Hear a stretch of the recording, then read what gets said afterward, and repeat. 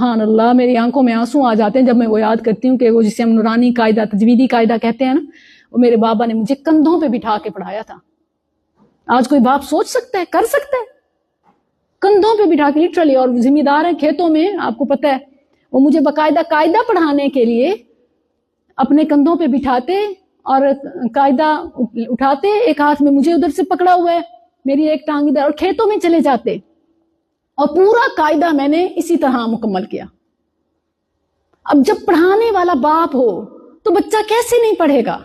پڑھا کیا، اس کے تو خون میں جاری ہوگا جب پڑھانے والا باپ ہو اور جب پڑھانے والی ماں ہو. اللہ اکبر. ہم نے تو ٹیچرز کے سپرد کر دیا ہے، خاص طور پر قرآن کے لیے تو ساتھ ظلم یہ کہ وہ فری والا ٹیچر بھی ہو، وہ مولوی مسجد کا فری والا مل جائے، یا مدرسہ ہے تو کم سے کم والی ٹیچر کو ماہانہ دے کے کم سے کم، مطلب کسی لحاظ نہ ان کو مالی سپورٹ کرتے ہیں نا.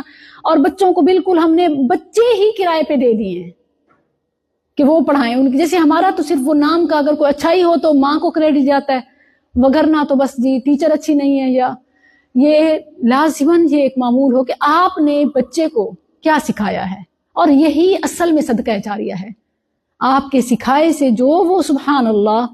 اب میں مطلب آپ دیکھیں کہ میرا قاعدے سے تو ابتدا ہوتی ہے نا، اس کے ساتھ جتنا پڑھنے پڑھانے کا جرنی ہے وہ اس کا سارا ثواب آٹومیٹک. یہ وہ ہے اوتھینٹک وے کہ جس کا اصل میں اصال ثواب جا رہا ہوتا ہے. ہمارے یہاں کچھ کرتے نہیں ہیں، بس کہتے ہیں لوگوں کو اکٹھا کر کے ایک دیگ پکا کے ختم دے دو.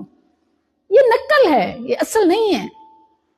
اصل یہ ہے کہ آپ جو پڑھایا ہے وہ جب تک پڑھا جاتا رہے گا، اور جو آپ نے پڑھانے میں مال لگایا ہے جب تک اس کا استفادہ کیا جاتا رہے گا وہ آپ کو ثواب ملتا رہے گا. یہ اصل ہے. اصل اور نقل کی پہچان رکھیں.